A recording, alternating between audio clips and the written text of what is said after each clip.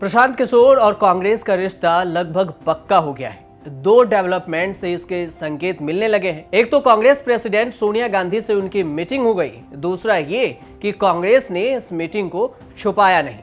कांग्रेस के general secretary केसी वेणुगोपाल ने बताया कि एक हफ्ते में पता चल जाएगा कि प्रशांत किशोर कांग्रेस ज्वाइन करेंगे तो किस रोल में होंगे, कांग्रेस में उनको क्या फायदा होगा और कांग्रेस को वो क्या फायदा देने वाले हैं।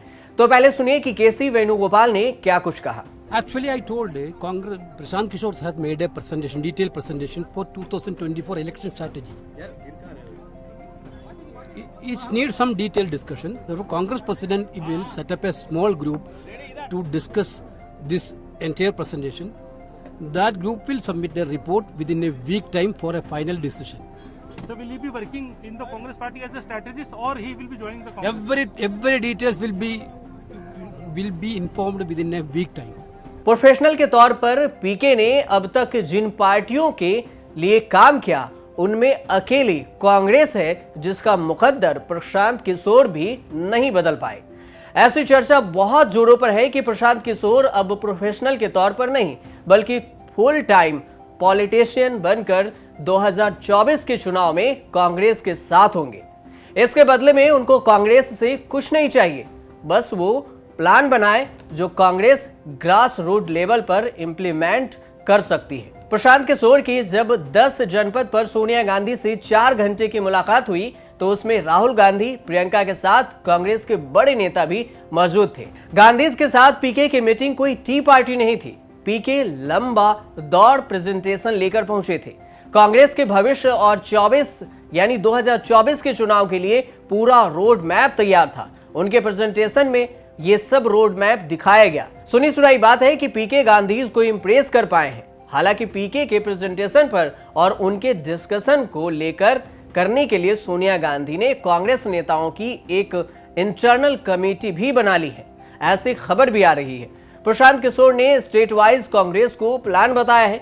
राष्ट्रीय स्तर पर कोई भी पॉलिसी बनाकर राज्यों में लागू करने की सलाह पीके ने नहीं दी है। प्रशांत किशोर ने 370 सीटों पर फोकस करने को कहा है। पीके की सलाह है कि कांग्रेस को उत्तर प्रदेश, बिहार, उड़ीसा में अकेले चुनाव लड़ना चाहिए। इन राज्यों में कांग्रेस का वैसा भी किसी से ढंग से अलायंस नहीं है। बंगाल, तमिलनाडु, महाराष्ट्र में कांग्रेस अलायंस के साथ रहे हैं, ये पीके की सलाह है। अभी कांग्रेस का महाराष्ट्र में एनसीपी, शिवसेना के साथ अलायंस है और तमिलनाडु में डीएमके से अलायंस चल रहा है। कांग्रेस में आजकल कांग्रेस के लोगों को भी कॉन्फिडेंस नहीं है, लेकिन पीके सोचते हैं कि कांग्रेस का रिवाइवल हो सकता है। कांग्रेस ही मोदी शाह के विजय रथ को रोक सकती है। ममता, केजरीवाल, स्टालिन, जगनमोहन जैसे रीजनल पावर के साथ काम करने के बाद पीके का तजुर्बा कांग्रेस के पास खींच लाया है। प्रशांत कांग्रेस पर बुलिश है क्योंकि उन्होंने कांग्रेस के नंबर पर भविष्य की गणना भी की है। 2019 के चुनाव में कांग्रेस को 20% वोट और 52 सीटें मिली थी। संसद के दोनों सदनों में कांग्रेस के करीब 100 सांसद हैं और अलग अलग विधानसभाओं में 880 विधायक हैं। पीके मानते हैं कि भारत में बीजेपी के खिलाफ सबसे बड़ी विपक्षी पार्टी कांग्रेस है। बीजेपी पीक लहर के बाद 22 करोड़ वोट या फिर 40% वोट पाकर सत्ता बना लेती है।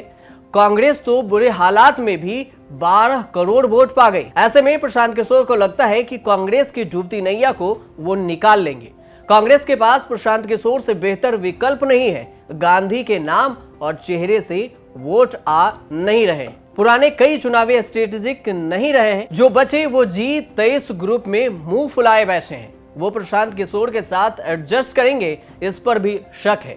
प्रशांत किशोर घाट घाट घूमकर सबकी कमजोर नब्ज जानते हैं, तो क्या पता अब की बार पीके का दाव चल जाए और कांग्रेस की डूबती नैया को प्रशांत किशोर निकाल पाए और पार लगा पाए।